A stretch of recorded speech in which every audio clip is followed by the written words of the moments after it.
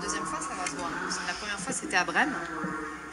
Fatah Seba, qui est le leader de l'équipe de France para-karaté, qui a fait vice-champion du monde il y a 2 ans. Donc oui, effectivement, pour lui, en plus, c'est une seconde chance, parce que ça a été un pratiquant valide, Fatah. Et donc, pour le coup, il a fait vice-champion du monde para-karaté. Pour lui, c'est pas une revanche, parce que on parle pas de revanche, mais pour lui, c'est une vraie victoire. Ouais. Une vraie victoire sur... Continuer à pratiquer sa passion et à haut niveau. Tout à fait, tout à fait. Donc oui, les voir dans la grande famille de la compétition karaté au plus haut niveau, c'est une grosse satisfaction pour eux et pour nous aussi, parce que c'est intégrer le handicap et les considérer, leur donner une vraie considération pour le coup. Voilà, donc là, on va assister. Il est originaire de la Ligue de Languedoc-Roussillon, tout à fait. du club Shoretsu Karaté-Do. Yano Jaku. Oui. Sacré nom de club, hein. C'est joli. Oui. Donc là... il est face à un Russe. Face à un Russe, tout à fait. Alors c'est la catégorie, en fait, il y a 3 catégories. Il y avait la catégorie des déficients mentaux, la catégorie des déficients visuels, et là on est sur la troisième catégorie qui est la catégorie fauteuil. Tout à fait. Donc Fatah, fort de sa première expérience il y a 2 ans à Brême. Pour l'avoir vu, il est très expressif et très combatif dans sa façon de faire, et c'est quand même assez impressionnant de le voir évoluer quand même. Donc on voit une mise en place quasiment identique que les katas, avec un accompagnateur évidemment. D'accord. Alors j'imagine qu'il y a toute la technique du déplacement en fauteuil, plus la technique du karaté, qui va ensemble coordonner ce kata. Voilà, donc à respecter les lignes maîtresses du kata et donc orienter son fauteuil à chaque pivot. Alors voilà. Je ne sais pas si vous avez connu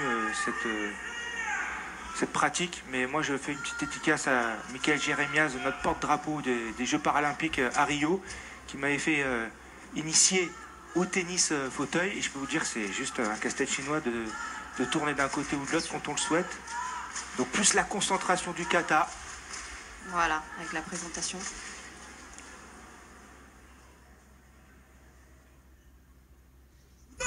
Voilà, on annonce le kata de la même façon. Donc c'est un style Shotokan, donc tout en puissance. Il le fait très bien d'ailleurs, Fatah, c'est un peu sa spécialité. On travaille aussi la respiration. On respecte donc la ligne du kata. Alors chaque avancée, donc on avance aussi avec le fauteuil sur le pivot. Voilà, on tourne, changement de direction, on change son fauteuil et ensuite on exécute la technique. D'accord. Voilà. Belle ligne, propre physiquement. Oh oui, ça se voit que ça a été un bon karatéka déjà de base, je pense. Donc il a vraiment une belle technicité sur le haut du corps. Voilà, un pied, on change de direction. Donc c'est vraiment le kata fidèle. Fantastique. Ouais. Une belle technique.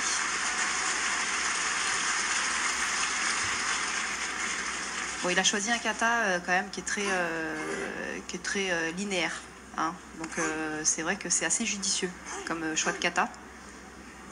Donc bravo, parce que ça lui permet de s'exprimer plus au niveau du haut du corps et de pouvoir exprimer son karaté. Donc c'est une bonne stratégie. Un bon choix de kata.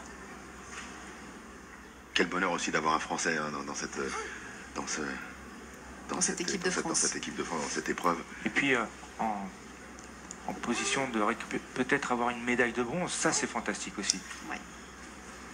Donc il est vrai qu'il a été vice-champion du monde il y a 2 ans. Donc là, il a toutes ses chances pour la médaille de bronze, bien sûr.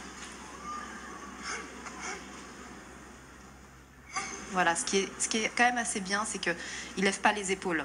Il travaille aussi beaucoup avec son gainage, avec les abdominaux, et c'est vrai que ça aurait pu être la difficulté et le piège à ce moment-là, c'est de travailler avec les épaules beaucoup, et en fait il redescend, il travaille beaucoup avec son ventre, et ce qui est vraiment appréciable.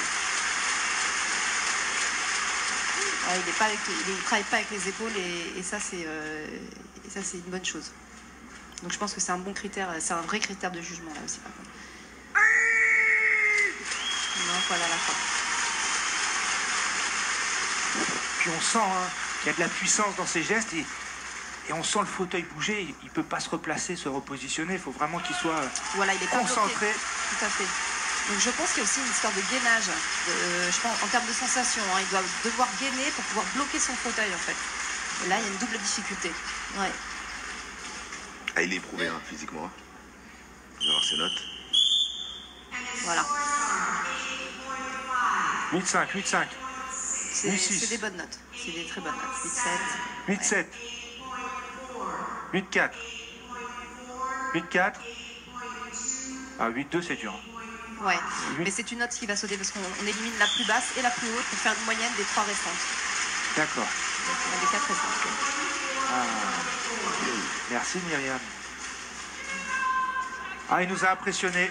Fata Sebak, ouais, respect pour ce karatéka qui vient de nous faire une démonstration juste fantastique. Et puis toute la difficulté du contrôle du fauteuil et de la technique du kata. On a l'impression qu'il a fait ça toute sa vie.